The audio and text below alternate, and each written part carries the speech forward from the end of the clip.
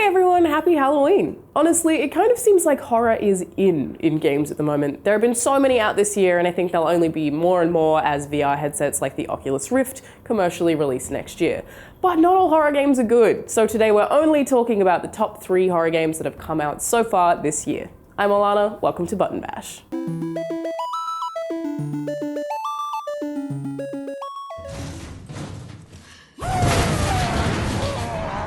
Number 3 is Resident Evil Revelations 2, which is an episodic survival horror and the 10th installment of the Resident Evil franchise.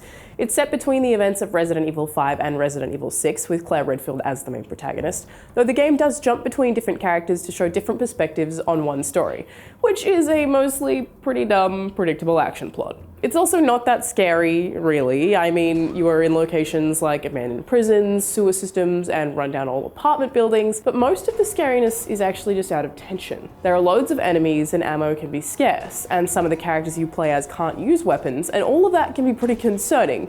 But outside of a few jump scares, it's more of a light horror, high tension. Of course, it's still a Resident Evil game, so it absolutely deserves its place on this list, and it's a total blast to play.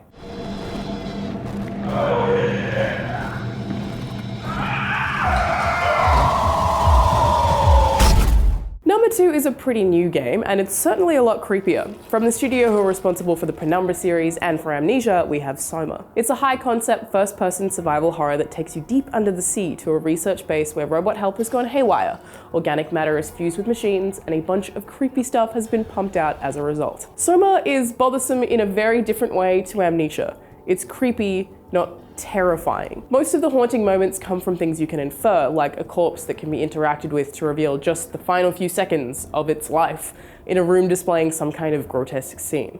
It's not that something directly scary is happening to you, it's that the entire setting itself is littered with detail and backstory that, while you might have to look a little harder for it, is so eerie if you find it.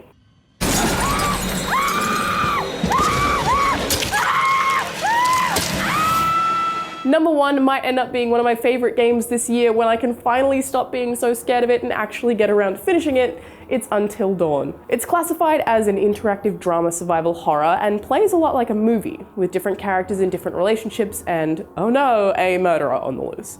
The game is creepy regardless. Intense gore, an eerie setting, a bad guy on the loose with a messed up mask, and power over every single one of your teenage characters, but I think it really shines in player choice. Until Dawn boasts a real butterfly effect, where one small choice you make can have a totally unpredictable outcome, and that's just so much pressure. Characters can live or die in really messed up ways sometimes, based on every choice you make. When I found out that it actually is possible to save every character in the game, I nearly toppled under that pressure.